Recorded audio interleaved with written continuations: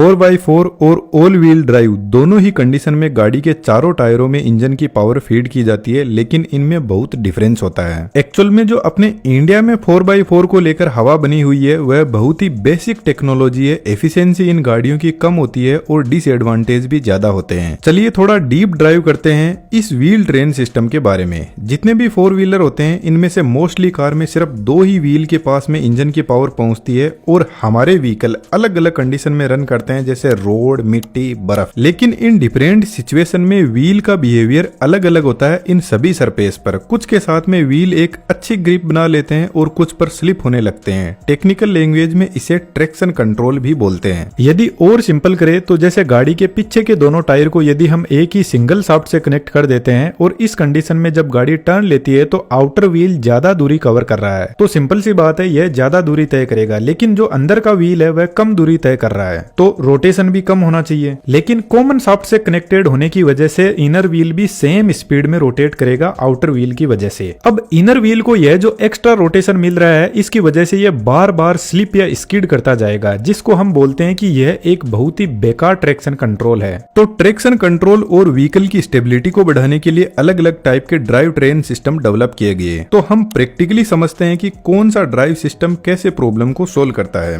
First one है rear wheel drive. यदि आपके पास में टाटा नैनो नहीं है तो गाड़ी का इंजन फ्रंट साइड में होगा। इस ड्राइव सिस्टम में फ्रंट व्हील स्टीयरिंग कंट्रोल करते हैं और बैक साइड के व्हील को इंजन की पावर दी जाती है। सबसे पहले इंजन की पावर ट्रांसमिशन को फीड की जाती है। ट्रांसमिशन गाड़ी का गियर बॉक्स होता है। यह कैसे काम करता है आप इस वीडियो से समझ सकते हो। गाड़ी स्टार्ट होने के बाद एक्सीलेटर से हम इंजन की स्पीड कम ज्यादा कर सकते हैं, बंद चालू कर सकते हैं। इससे ज्यादा हम इंजन के साथ कुछ नहीं कर सकते। बाकी बचे हुए सारे काम जैसे गाड़ी को फॉरवर्ड रिवर्स डायरेक्शन में चलाना, स्पीड कम ज्यादा करना, यह इस गियर बॉक्स के कंट्रोल में ही होता है। गियर बॉक्स से पावर फीड की जाती है रियर व्हील के बीच में लगे डिफरेंशियल गियर बॉक्स में और यह दोनों टायर में इंजन की 50-50% पावर भेजता है यदि गाड़ी एकदम बढ़िया रोड पर चल रही हो तो। असल में यह एक बहुत ही ब्रिलियंट गियर सिस्टम है। इंजन की पावर इस रिंग गियर में फीड की जाती है। रिंग गियर से स्पाइडर गियर अटैच्ड है और स्पाइडर गियर दोनों व्हील की शाफ्ट में इक्वल पावर फीड करते हैं। यहाँ पर स्पाइडर गियर 2 तरीके से रोटेट करता है,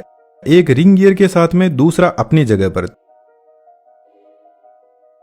तो जब गाड़ी रोड पर बढ़िया से चल रही है तो स्पाइडर गियर रिंग गियर के साथ में ही रोटेट करेगा।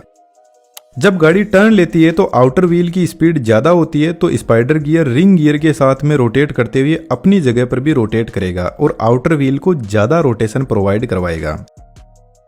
लेकिन इस गियर सिस्टम की एक बड़ी प्रॉब्लम है। जैसे गाड़ी का एक टायर फिसलने वाली जगह पर फंसा हुआ है तो ऐसी कंडीशन में जिस व्हील पर कम फ्रिक्शन लग रहा है और आसानी से पावर जा सकती है, डिफरेंशियल गियर उधर लगभग पावर ट्रांसफर कर देता है। और जिस टायर को पावर मिलनी चाहिए वह रोटेट ही नहीं कर रहा है, तो फिर यह एक बहुत ही बेकार ट्रैक्शन कंट्रोल है। तो अपने यहाँ पर जितनी भी अफोर्डेबल कार है उनमें यह प्रॉब्लम आपने देखी होगी और ऐसी कंडीशन में हम खुशी खुशी गाड़ी को धक्का लगाकर बाहर निकाल लेते हैं। हमें ज्यादा टेक्नोलॉजी की समझ है नहीं। लेकिन कुछ गाड़ियों में ट्रैक्शन कंट्रोल का सिस्टम दिया रहता है जिसमें यदि गाड़ी का कोई भी टायर ट्रैक्शन लूज करता है तो उस पर गाड़ी का कंट्रोल सिस्टम ब्रेक लगा देता है और पावर को दूसरी साइड में भेजता है, जिससे गाड़ी को बारिश की कंडीशन या फिसलन भरी जगह पर बढ़िया से ट्रैक्शन कंट्रोल मिलता है। अब यहाँ पर एक एडवांस सिस्टम भी है जिसमें डिफरेंशियल के अंदर ही स्पाइडर गियर को लॉक किया जा सकता है, जिसको लिमिटेड स्लिप डिफरेंशियल बोलते हैं। जितनी भी हाई परफॉर्मेंस कार होती है जैसे स्पोर्ट्स कार, वह रियर व्हील ड्राइव ही होती है क्योंकि इसकी वजह से गाड़ी का कंट्रोल बेटर होता है और rear wheel drive heavy loading vehicle में भी बहुत अच्छे से काम करते हैं। लेकिन इनमें एक प्रॉब्लम है, यह ट्रैक्शन कंट्रोल आसानी से लूज कर सकते हैं यदि आप कहीं ऑफ रोडिंग में हो तो टायर की ग्रिप सरफेस के साथ में बेटर नहीं बन पाती। तो फिर फ्रंट व्हील ड्राइव का इन्वेंशन हुआ।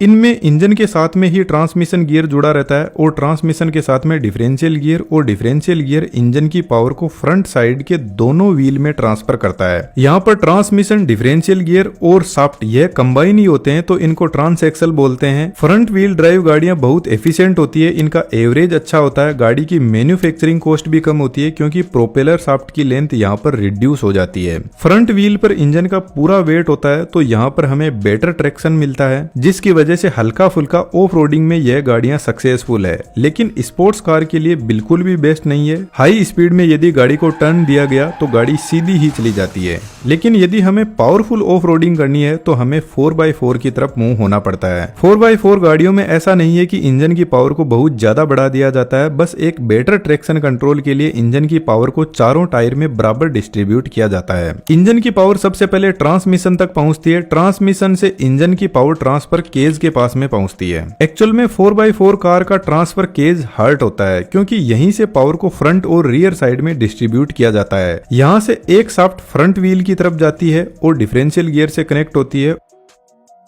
और दूसरी शाफ्ट रियर व्हील के डिफरेंशियल गियर बॉक्स के पास में पहुंचती है।